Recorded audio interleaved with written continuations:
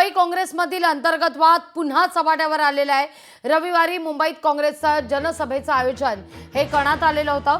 यात असलम शेख आणि वर्षा गायकवाड उपस्थित होते, मात्र मुंबई काँग्रेसचे माजी अध्यक्ष भाई जगताप आणि नसीम खान अनुपस्थित होते।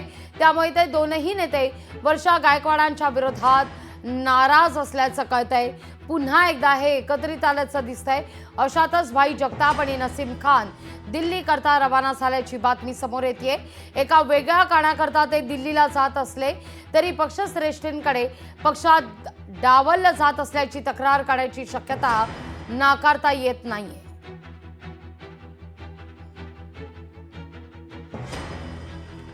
या घडीची महत्त्वाची बातमी आपण पाहतोय। काँग्रेसमध्ये पक्षांतर्गत नाराजी आता चव्हाट्यावर येताना दिसतेय। मुंबई काँग्रेसचा अंतर्गत वाद पुन्हा चव्हाट्यावर आलेला आहे। काल जनसभेचं आयोजन करण्यात आलेलं होतं, पण या जनसभेत भाई जगताप आणि नसीम खान कुठे दिसत नव्हते।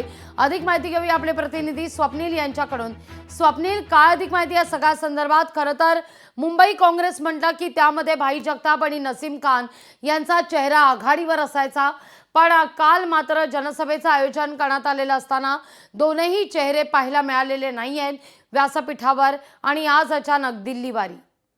नक्कीच या ठिकाणी बघितलं तर मुंबई काँग्रेसमधील अंतर्गत वाद जो आहे तो पुन्हा एकदा चव्हाट्यावर आल्याचं पाहायला मिळतं। नसीम खान हे लोकसभेच्या वेळेला सुद्धा नाराज या ठिकाणी पाहायला मिळत होते, मात्र नाराजी त्यांची दूर करण्यात आली होती। मात्र काल जो काँग्रेसने संविधान बचाव जनसभा जो कार्यक्रम हाती घेण्यात आला होता, यामध्ये मुंबईमध्ये खरं तर नसीम खान आणि भाई जगताप यांना निमंत्रण दिलं गेलं नसल्याचं त्यांच्या कार्यालयातून सांगण्यात आलेलं आहे। त्यामुळे दोन्ही नेते कालच या ठिकाणी दिल्लीमध्ये दाखल झालेले आहेत। त्यामुळे दिल्लीमध्ये वरिष्ठांच्या कानावरती वर्षा गायकवाड यांच्या संदर्भातील नाराजी आहे ती कुठेतरी दाखवण्याची शक्यता आहे। त्या नाराजीवरती नक्की वरिष्ठांकडून काय मत व्यक्त केलं जातं हे पाहणं महत्त्वाचं आहे। मात्र पुन्हा या ठिकाणी स्थानिक स्वराज्य संस्थांच्या निवडणुकीसाठी एकंदरीत काँग्रेसने तयारी सुरू केली असली तर दुसरीकडे त्यांचा अंतर्गत वाद जो आहे तो पुन्हा एकदा दिल्ली दरबारी पोहोचल्याचं पाहायला मिळतंय। यातूनच आता काँग्रेसमध्ये काय फेरबदल करण्यात येणार का याकडे सुद्धा पाहणं तितकंच महत्त्वाचं असेल। अगदी स्वप्नील, तुर्तास धन्यवाद तुम्ही दिलेल्या एकूणाच्या सविस्तर माहिती करता।